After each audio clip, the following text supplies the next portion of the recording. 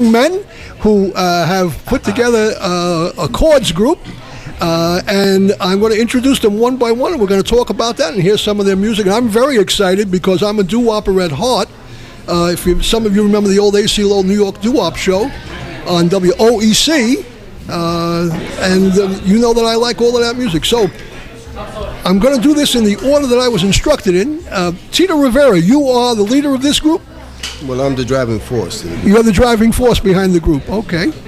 And how did this group get started? Well, this group got we know about the original Chords. I'm talking about this group that you have now. Well, we got started. We got started just doing the chord stuff. I was singing with the Chords in the '60s, and me and Mr. Kobe Knight was singing with the Chords way back when. And then as they passed on, we took over and over, and then it's like I got a hold of Jake. Me and Jake got together, and we got the rest of the guys. We've been through a lot of members, and this is the best right here. Well, I think it's a fabulous thing, and I think it's great to keep the music alive. Now, Jim Malloy, who's my good friend for many, many years, and who basically was a jazz man, but I know you were a doo-wopper back in the day, a doo-wopper at heart, as we both are. And Jim and I used to talk about different records, but what we call obscuria. In other words, everybody knows about the Still of the Night, but we like the other side, A Wonderful Girl, by Fred Paris and the Five Satins. You know, I mean, Still a Night is okay. It's number 1, number 2, number 3, almost any poll. But we like those B-sides, too. So we used to talk about obscura, especially with the Hearts, Jimmy Shepard and the Hearts. Yeah. And, you know, we used to talk also about that all these fine young men, they used to get killed by women, a lot of them, if you think about it, you know. Wow. Jimmy Shepard was shot by the railroad tracks there, some kind of woman. And on and on. They tell me that Jackie Wilson had a car accident, but I don't believe that. I believe somebody cut the brake lines there. Probably female cut the brake lines out. Anyway, Jim, how are you? We don't want to talk about the ladies. We don't want to talk against the ladies. Absolutely. Certainly. So, Jim, you were involved with doo-wops back in the day? Yes, I was. I knew Tito back in the '60s briefly, also, and I ran into him again recently in the last few years, and he was doing this business with the Chords, and invited me aboard. So that was a good thing for me because it was fun for me to do. First of all, singing this stuff and keeping the flame going. I think it's fantastic. Absolutely. I think it's absolutely fantastic, and I think that keeping this music alive is critical because. Absolutely.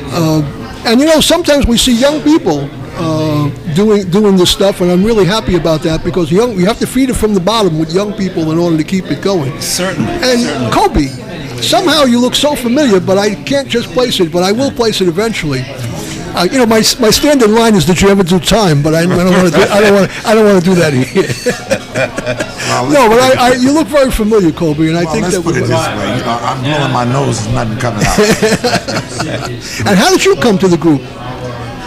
Well, I was involved with the group for at least 30 years. Yeah. So you were with Jimmy? I was with Jimmy Keys. Yes. Right. We did the Beacon Theater in '85. I think we did it with the Platters. We did PBS. I did that show in 2002. That's where you may be familiar to me. Yes. It's possible, yeah. Mm-hmm. But I've sang with several groups. Yes. But what are some of the other groups you sang with? Oh, forget it. The Whirlwinds, the Main Ingredients, the Manhattans. Did you ever sing with Lillian Leach and the Mellows? No. Or the Morrisania Review? No. I'm going to place you beyond the PBS thing. Well, I did tours. I did jazz tours in Queens for a few years. Arthur Pryor?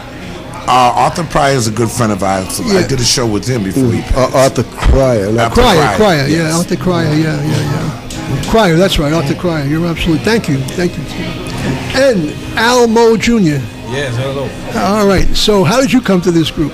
Well, I'm the baby of the group. I was drafted. All right. I was drafted. I think they heard me sing. I've been a solo singer. I was in Florida. I did a lot of solo singing. I sang in the church, a lot of gospel. So they said they needed a good tenor.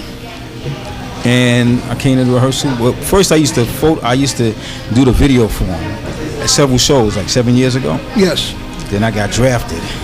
They needed a tenor, and I came in the group as a first tenor. So, and you were singing long before that, though. Long before, yeah. I did a lot of solo singing.